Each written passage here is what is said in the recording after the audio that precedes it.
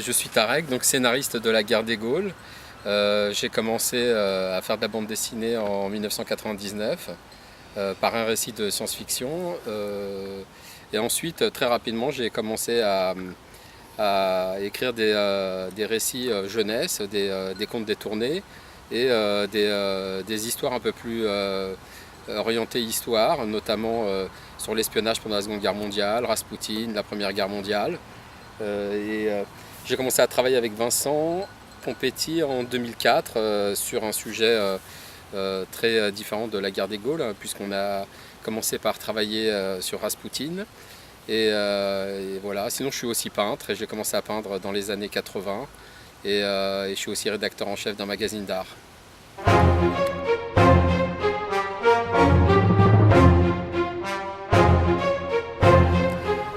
Oui, il y a un lien qu'on n'imagine pas de prime abord. L'art urbain est beaucoup influencé par la bande dessinée, notamment en ce qui concerne les personnages emblématiques de la bande dessinée. Les graffeurs ou les artistes urbains récupèrent beaucoup d'images issues de ce monde-là. Après, dans l'autre sens, c'est moins évident. Je dirais qu'il y a quelques artistes qui font de la bande dessinée et on retrouve un côté urbain peut-être un peu plus dans leur travail. Quant à moi, étonnamment, j'ai très rapidement divisé vraiment ces deux mondes. J'ai rarement utilisé mon travail urbain dans la bande dessinée et inversement. Sauf peut-être ces derniers temps en peinture avec une de mes séries consacrées au pop art. Mais sinon, bande dessinée et art urbain, il y a des passerelles évidemment.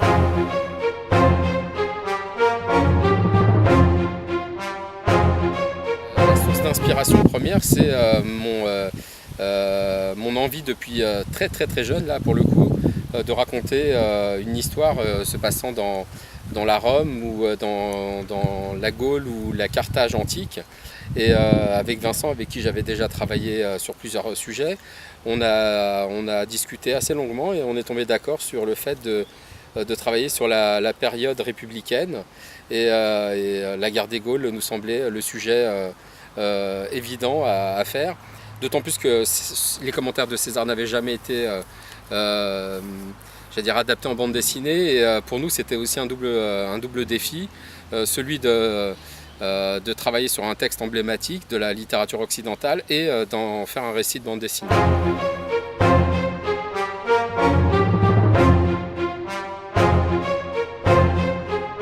La Méditerranée antique en fait, avec tout ce que cela comporte au point de vue historique. J'aime à penser que nous sommes issus de cette société.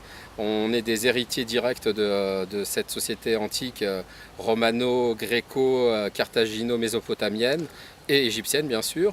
Et l'histoire, je suis aussi un historien de formation, donc les deux ensemble, c'est ma vie en fait. Donc dire que l'histoire en bande dessinée, ce sujet-là que j'aborde assez souvent fait partie de moi. C'est comme en peinture d'ailleurs, de plus en plus.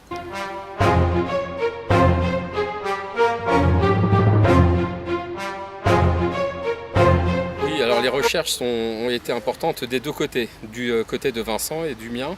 On a beaucoup travaillé sur les dernières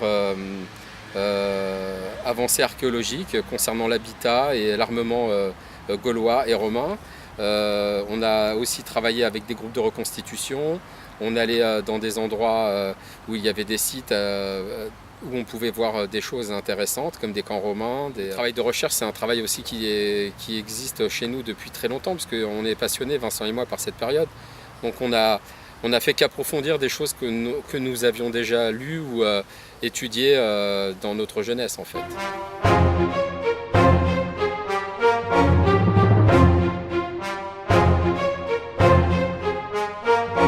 Vincent Pompetti, c'est mon alter ego d'une part. Ensuite, c'est un virtuose en peinture et on avait déjà travaillé sur Sir Arthur Benton, sur Raspoutine, sur le Malouin. Et comme je vous l'ai dit au tout début de l'interview, quand on a commencé à se poser la question du prochain album à faire ensemble, ce sujet nous a paru évident. Et voilà, c'est avec Il est très difficile d'aborder cette question-là et ce sujet-là avec un dessinateur qui n'a pas énormément travaillé, j'allais dire, ce sujet en amont et qui ne soit pas impliqué aussi à titre personnel. Parce que adapter la guerre des Gaules, c'est pas une mince affaire.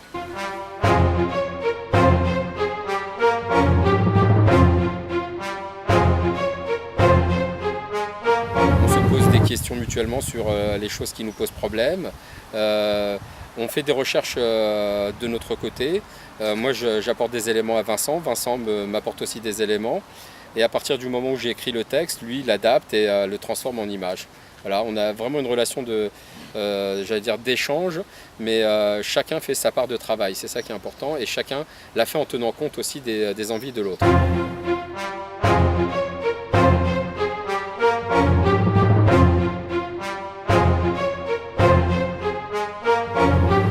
Oui, dans les recherches qu'on a faites, on s'est rendu compte que beaucoup de clichés, beaucoup d'images d'Épinal, de stéréotypes qu'on associait soit aux Romains soit aux Gaulois étaient des erreurs. On a découvert aussi que finalement les Celtes, parce que bon, les Gaulois c'est ainsi que les Romains appelaient les Celtes avaient au point de vue de l'armement, de la métallurgie, des techniques de combat, des niveaux de qualité et d'excellence dignes des Romains. D'ailleurs, les Romains les ont copiés dans bien des domaines. Après, par rapport au grand public, notre souci c'était d'expliquer, de montrer que Vercingétorix était d'abord un allié de César quasiment pendant toute la guerre et qu'il ne devient que sur la fin de la guerre des Gaules son ennemi. Donc ça c'était peut-être à mon avis la chose la plus difficile à transmettre aux gens parce que bon, ça c'est une chose qu'on connaît dans le monde de l'histoire, des historiens, des gens qui travaillent sur ce sujet, mais le grand public a toujours cette impression que Vercingétorix a été, dès le départ, le grand défenseur de la Gaule envahie, ce qui n'était pas le cas.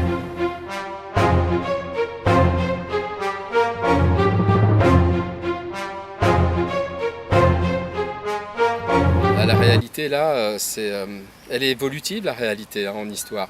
Il suffit que des recherches demain prouvent des choses qu'on a avancées et qu'elles les modifient, et voilà, la réalité devient une autre réalité.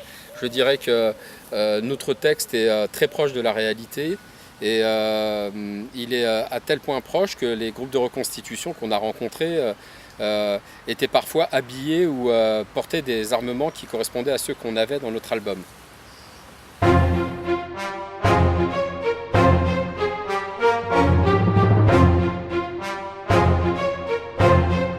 C'est une manière de revivre et de se replonger dans les débuts de la société romaine, parce que César est le personnage qui va modifier l'histoire de la Méditerranée et pour le coup l'histoire de l'Europe.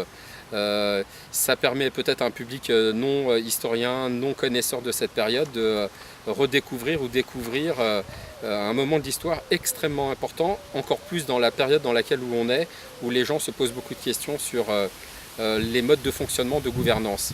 César est à bien des égards le personnage qui a introduit plusieurs types de gouvernance qu'on va découvrir et on va, j'allais dire, mettre en œuvre dans les siècles qui vont suivre.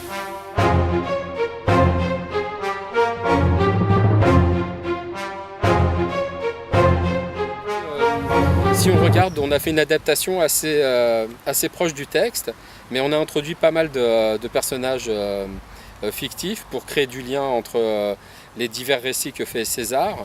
Je dirais qu'il y a à peu près 85% de récits historiques justes et liés au texte d'origine, et 15% qui sont j'allais dire des introductions de la fiction dans un texte réaliste historique, mais c'est de la fiction qui aurait pu être vraie. Donc on a fait attention de faire en sorte que tous les personnages fictifs qui apparaissent dans notre histoire soient crédibles, et quand on fait apparaître des personnages réels à des moments où ils ne sont pas apparus, on les fait apparaître dans des moments où César n'a pas écrit ou alors a oublié de développer tel ou tel passage dans ses commentaires.